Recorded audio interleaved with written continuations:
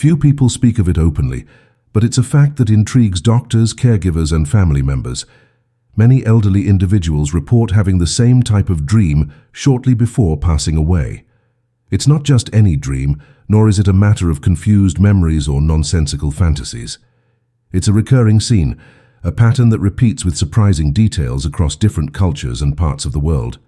A silent presence appears, a peaceful landscape forms, and a serene sense of farewell fills the dream environment. When these accounts began to accumulate, one researcher decided to investigate. Ian Stevenson, a psychiatrist who dedicated decades to understanding consciousness and life after death, delved into the records. What he discovered was not only moving, but also revealing, a consistent clue about what might happen in our final moments, something that could change how we view death itself.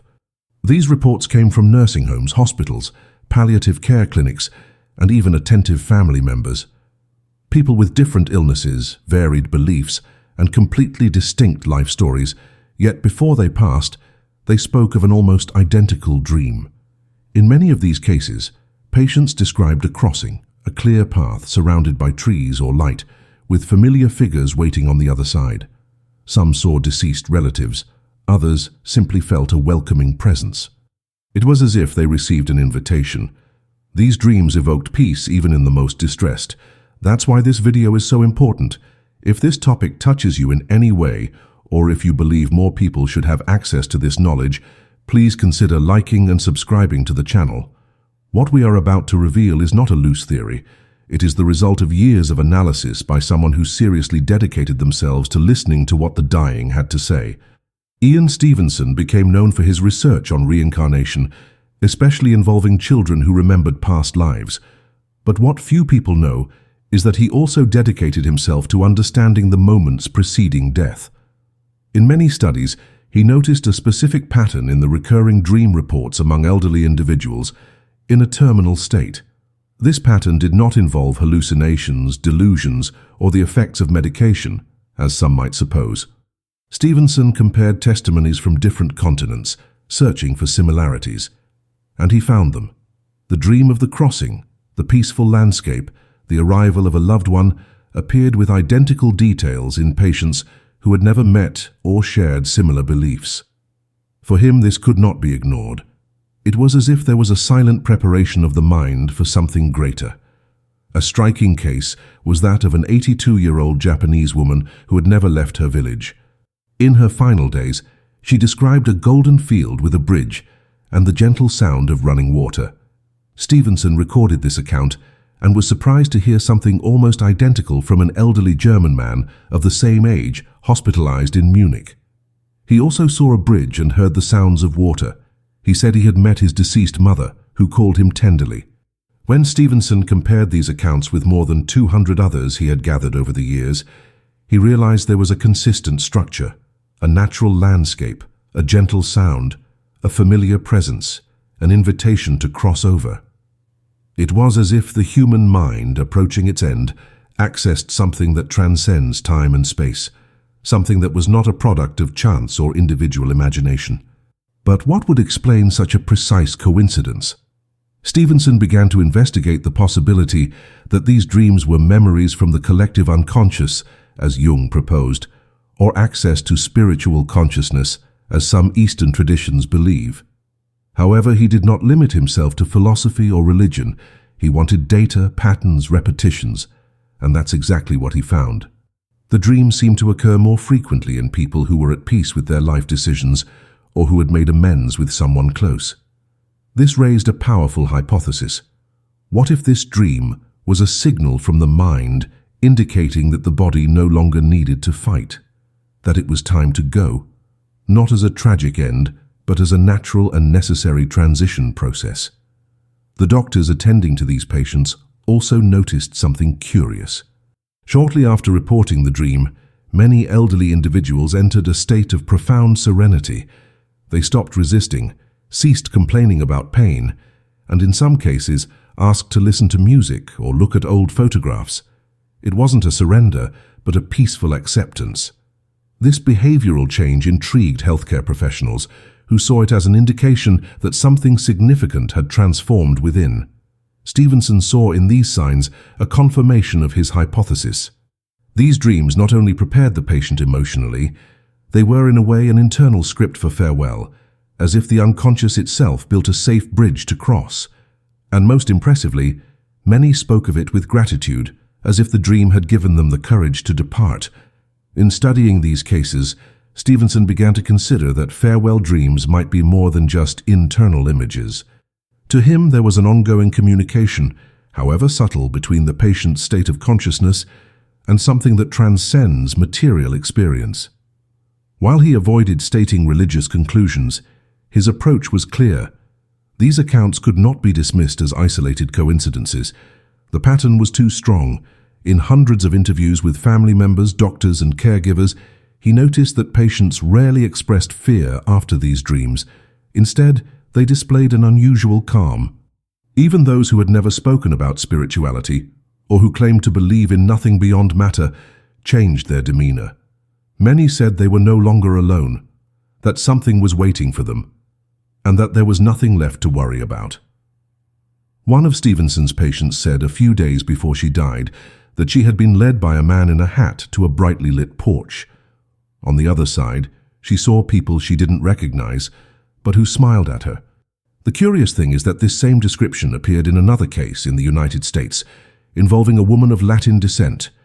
Stevenson began to map the recurring images: bridges, paths, open fields, soft light, porches, stairs, places of passage. No urban scenarios or noisy settings. Everything evoked calm, openness, and welcome. This led him to consider a bold idea. The dream of crossing over might be a universal representation of death as a return rather than an end. As if the unconscious creates symbolic images to guide the mind at the moment of transition, preparing it for what comes next in an accessible and gentle way. During his investigations, Stevenson also found indications that the repetition of these dreams was not random. In various cultures, he noticed similar stories in ancient legends and traditions. Indigenous people spoke of crossing the river. Ancient Egyptians described the journey to the field of offerings. The Greeks mentioned the ferryman crossing the Soul over the river. All these images bear remarkable similarities to the dreams reported by dying elders in modern times.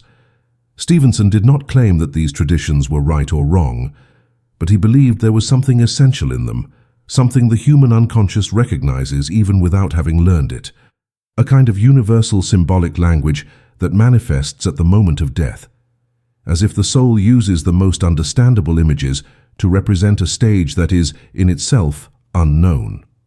Stevenson also spoke with nurses who reported moving moments right after patients described their dreams. In some cases, the patient would call someone on the staff and ask for silence, saying that something was approaching. In others, they asked to write letters or make calls. It was as if they knew they were preparing for goodbye. One of these nurses recounted that, after one such dream, an elderly woman held her hand and said she was no longer afraid. She just wanted to see the stars one last time. This led Stevenson to think that these dreams functioned as a space for final reconciliation, an intimate moment in which the individual reviews their own life without guilt, without urgency, only acceptance. And it is this acceptance that perhaps makes death less painful and closer to something we can comprehend. Another point that caught his attention was that not all patients had these dreams with the same degree of clarity. In some cases, they appeared as fragments, in others as complete stories. But in all records there was a common denominator, the sense that the dream had a purpose. Stevenson noted that the most detailed accounts came from people who, even in the face of death, maintained some form of connection with their emotions. People who talked about the past, about regrets, and also about gratitude. This raised an important hypothesis. The mind may facilitate this type of dream when the person does not deny their own end. When there is acceptance of what has been lived, the unconscious seems to open up to this symbolic farewell. And when that happens, the dream ceases to be just a dream. It becomes a bridge between what we were and what we will be. Over more than 4 decades of research, Ian Stevenson gathered an impressive number of cases that supported his theory. Still, he never forced interpretations. His method was cautious, respectful, and based on listening. He believed that the experience of dying deserved as much attention as the experience of being born. After all, both moments mark the beginning of something new. Stevenson advocated that healthcare professionals should listen more attentively to the dream accounts of terminally ill patients, not as delusions, but as legitimate messages from the psyche. For him, these accounts contained precious information about how we prepare to leave this world, and perhaps also clues about what exists afterward. It was, above all, an invitation to deep listening. And that listening, when it happens, transforms not only the patient but also those by their side. During his lectures, Stevenson enjoyed emphasizing that science should not ignore what is subjective simply because it cannot be easily measured.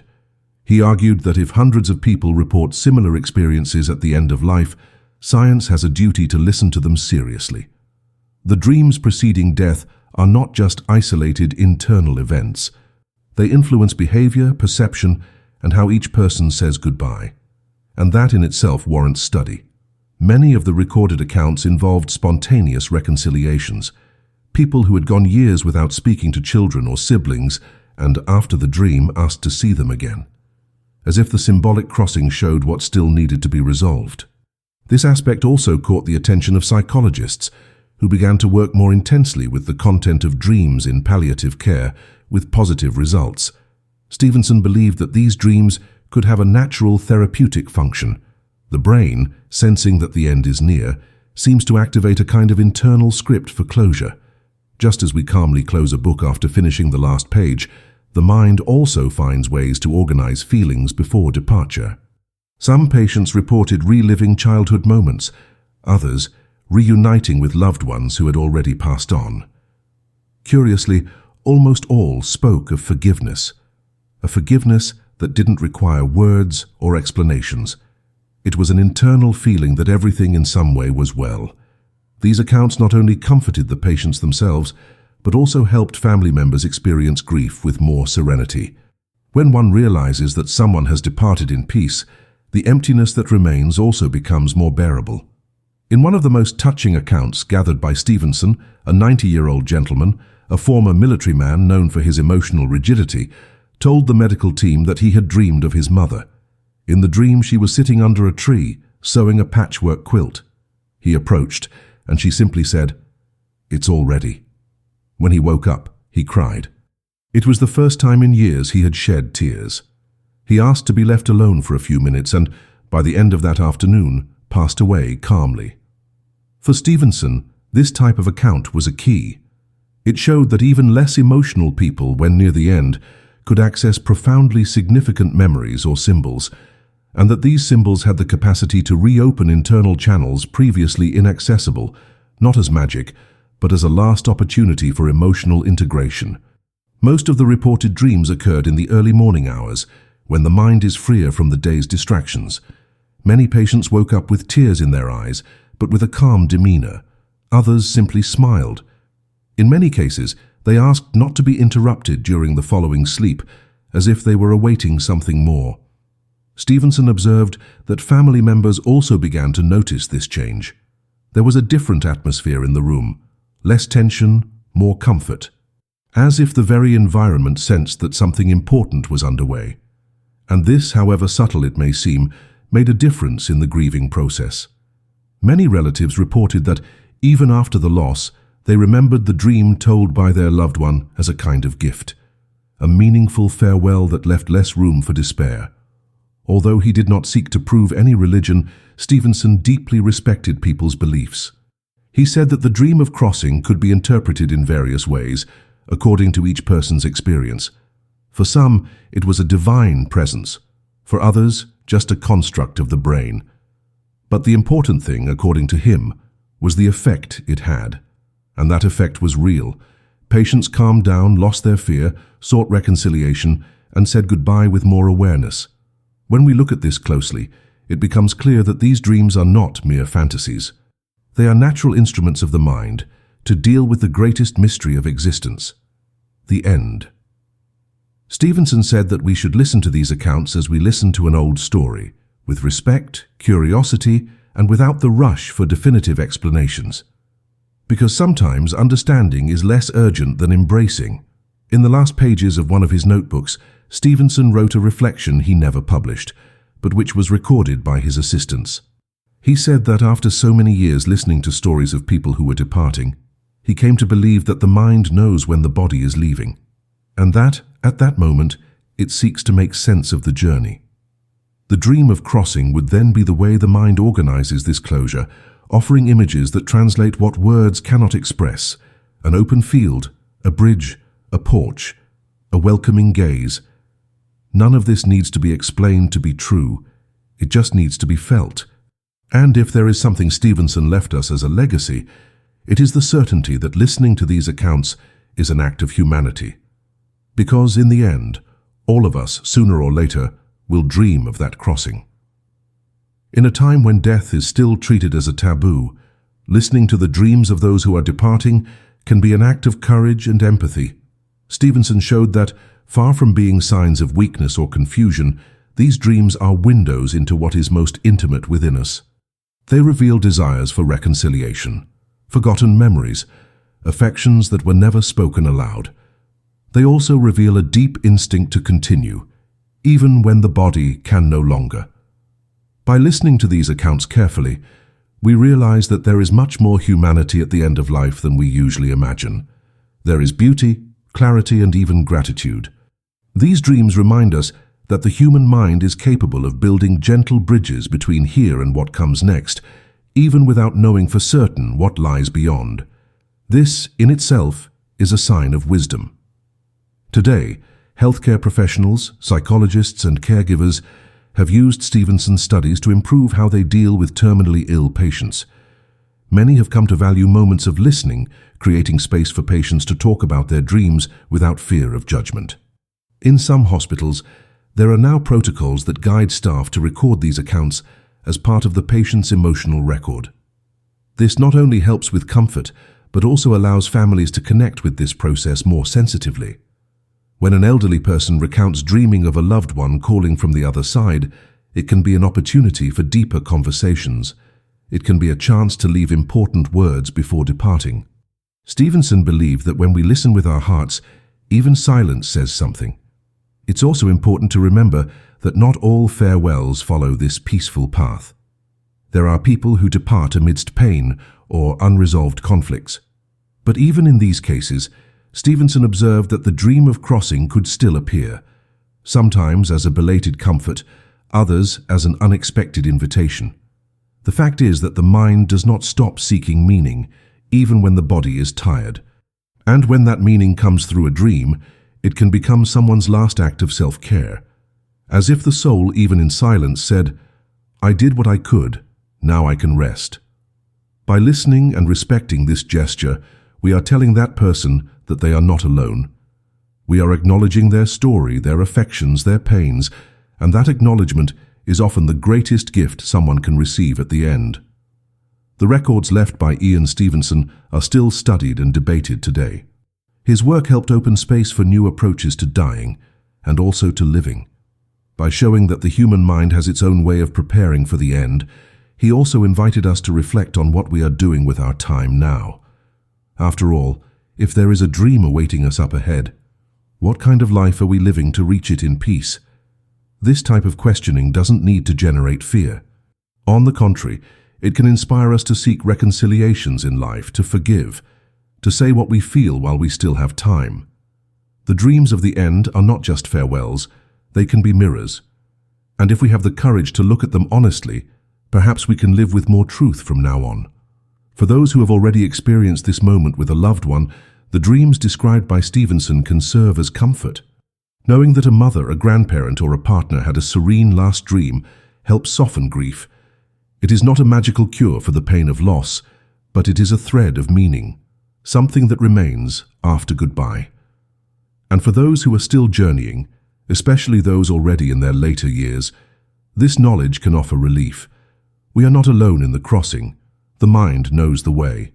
And when the time comes, it finds ways to prepare us. Even without words, even without explanations. One just needs to be attentive, just needs to listen. Because when we listen with an open heart, we realize that there is more continuity than rupture, more passage than end. And that changes everything. If this video has touched you in any way, please share it with someone who might benefit from this message, perhaps a family member, a friend, or someone going through a difficult time. Sometimes, hearing that the transition can be serene is enough to transform fear into acceptance. If you'd like to receive more reflections like this, please subscribe to the channel. Here we aim to bring profound topics with respect, clarity, and empathy, always with the goal of illuminating what is often left in the shadows. Ian Stevenson's legacy shows us that listening is a form of care, and that there is wisdom in dreams, even those that occur in our final days. Perhaps because deep down, they are the simplest way of saying, everything will be all right.